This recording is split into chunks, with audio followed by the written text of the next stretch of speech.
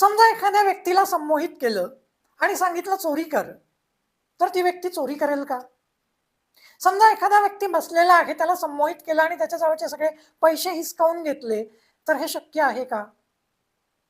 कोणालाही सूचना न देता त्याला संमोहित करता येईल का? आपण स्टेज प्रोग्राम पाहतो. स्टेज प्रोग्राम मध्ये अनेक असे व्यक्ती असतात की ज्यांना सूचना दिल्यानंतर ते नाचायला लागतात. एखाद्या मोठ्या तिथे हजर नसणाऱ्या व्यक्तीशी बोलायला लागतात. हे नेमकं असं का घडतं? संमोहनाचे वैज्ञानिक दृष्ट्या 4 महत्वाचे नियम आहेत. ते आपण समजून घेऊ आणि ठरवू की संमोहनामुळे खरंच आपण स्वतःला अपाय घडवून आणू शकतो का? पहिला नियम, कोणालाही त्या व्यक्तीच्या इच्छेविरुद्ध संमोहित करता येत नाही. कितीही मोठा हिप्नोथेरपिस्ट आणला, कितीही मोठा हिप्नोटिस्ट आणला, पण समोरच्या व्यक्तीची जर इच्छाच नसेल तर तो हिप्नोथेरपिस्ट किंवा हिप्नोटिस्ट काहीही करू शकणार नाही. संमोहित करण्याची काहीतरी आंतरिक शक्ती एखाद्या व्यक्तीमध्ये असतं, हे थोतांड आहे, हे एकदम चूक आहे.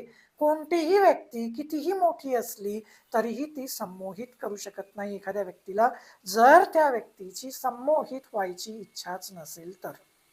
मला संमोहित न होण्यासाठी खूप मोठी इच्छाशक्ती लागते असंही काही नाहीये. साधा सजेशन जरी स्वतःला दिलं की मला संमोहित नाही व्हायचं आहे, तरीही तुम्ही संमोहित होणार नाही. मग एखादा चांगला हिप्नोटिस्ट किंवा एखादा चांगला हिप्नोथेरपिस्ट कोण असतो? तो ज्याला कौशल्य अवगत असतं उत्तम प्रकारे सूचना देण्याचं. जर हिप्नोटिस्ट आणि हिप्नोथेरपिस्टच्या आपण सूचना स्वीकारल्या तरच आपण संमोहित होत असतो. जर आपण त्या सूचना स्वीकारल्याच नाही तर आपण संमोहित होत नसतो.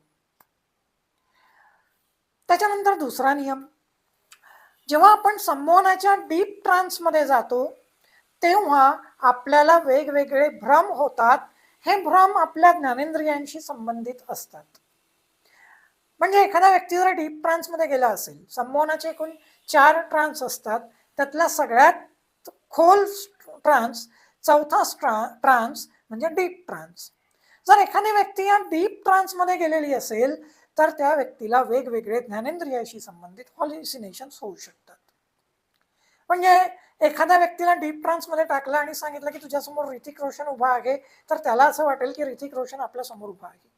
समजा एखाद्या व्यक्तीला नागपूरमध्ये संमोहित केलं, हा व्यक्ती अगदी ग्रामीण भागातला आहे, कधी हिंदीचा एक अक्षरही बोललेला नाही, पण असा व्यक्ती, त्याला जर सांगितलं की तुझ्यासमोर नेल्सन मंडेला उभे आहेत, तर तो नेल्सन मंडेलांसोबत सुद्धा त्याच्या भाषेमध्ये बोलायला लागेल.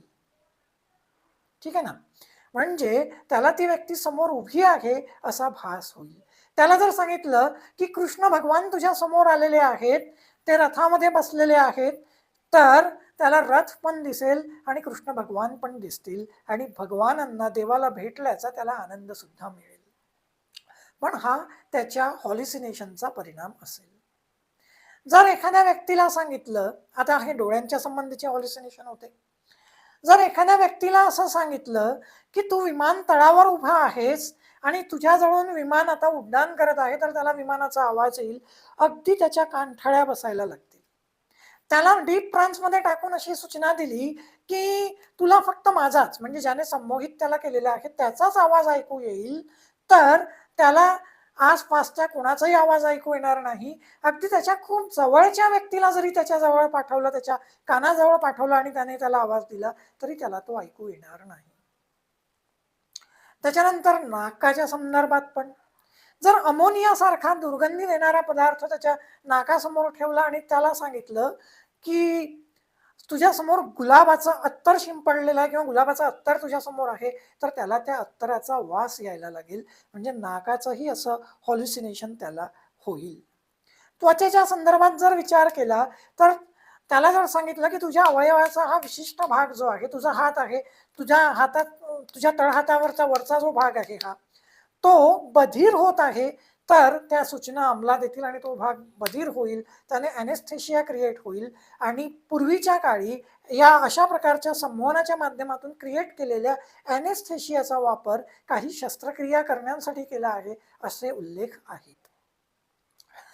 त्याच्यानंतर जर त्याला सांगितलं, आता जिभेच्या संदर्भात, जर त्याला असं सांगितलं, केळं दिलं त्याच्या हातात आणि सांगितलं की हा मुळा आहे आणि त्याने ते केळं जर खाल्लं तर त्याला ते केळं मुळ्यासारखं वाटेल आणि त्याने मुळ्याची जी चव आहे, कडू चव, ती घेतल्याचा आभास त्याला होईल आणि तशा प्रकारे तो बोलायला वागायला लागेल किंवा सांगायला लागेल. एकंदरीत असे हॉलिसिनेशन्स जे आहेत ते डीप ट्रान्समध्ये निर्माण होऊ शकतात.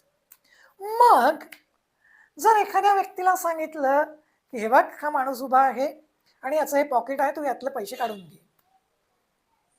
आता पॉकेटमधून पैसे काढणं हे त्याच्या नैतिक मूल्यामध्ये बसत नाही, तर तो चोरी करणार नाही. अगदी स्त्रियांना सुद्धा तुम्ही कोणतीही सूचना दिली, तरी ती सुद्धा त्यांच्या नैतिक मूल्यांमध्ये बसणारी नसेल, तर संमोहनाच्या डीप ट्रान्समध्ये असतानाही ती सूचना अंमलात येणार नाही. अशा वेळी ती संमोहित व्यक्ती एकतर कोणती प्रतिक्रियाच देणार नाही किंवा त्याचा निषेध ती करायला लागेल.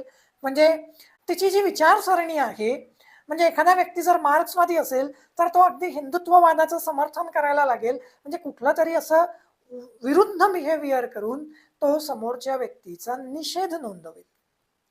आणि त्याच्यानंतर चौथा नियम म्हणजे तिसरा नियम हा की डीप ट्रान्समधला व्यक्ती, डीप संमोहनात असताना डीप ट्रान्समध्ये असलेला व्यक्ती देखील त्याच्या नैतिक मूल्यांच्या विरोधातलं वर्तन करणार नाही. आणि त्याच्यानंतर चौथा नियम की स्वतःच्या जीवाला हानी पोहोचेल असं कोणतंही वर्तन संमोहनाच्या डीप ट्रान्समध्ये असलेला व्यक्ती देखील करणार नाही. इतर ट्रान्स जे आहेत ते त्यांच्यामध्ये असलेला व्यक्ती तर सोडाच, त्याचा तर प्रश्नच निर्माण होणार नाही, तोही त्याच्या नैतिक मूल्याविरुद्ध वागणार नाही. तोही स्वतःच्या जीवाला धोका पोहोचेल असं काही करणार नाही. पण अगदी चौथ्या म्हणजे डीप ट्रान्समध्ये असलेला व्यक्ती सुद्धा स्वतःच्या जीवाला धोका पोहोचेल असं काहीच करणार नाही. म्हणजे त्याच्यासमोर समजा आपण चाकू धरला आणि त्याला सांगितलं की हा कागद आहे आणि हा तू पोटात खुपस, तर तो व्यक्ती चाकू पोटात खुपसणार नाही. तो तेच आधी सांगितलं संमोहनाच्या एक तर बाहेर येईल किंवा काहीतरी विरुद्ध वर्तन करेल किंवा कोणतीच प्रतिक्रिया देणार नाही. समजा एखादा टेरेस असेल आणि एखाद्या व्यक्तीला सांगितलं की हे मैदान आहे आणि तो इथून धावत पड. समजा तो धावत सुटलाही तरी तो कठड्यावरून खाली पडणार नाही, तो कठड्याजवळ थांबेल. असं का होते?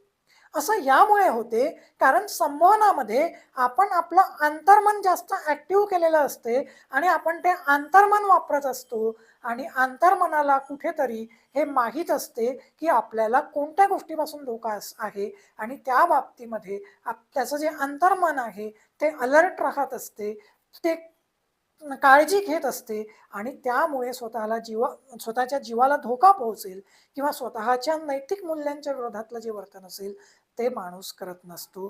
त्यामुळे संमोहनाच्या डीप ट्रान्समध्ये जरी टाकलं तरी माणसाला कोणताही धोका पोहोचत नाही. हे जेम्स ब्रेडच्या या नियमांवरून स्पष्ट होते. सध्या आपण इथेच थांबू. आणखीन कधीतरी संमोहनाविषयी बोलू. धन्यवाद.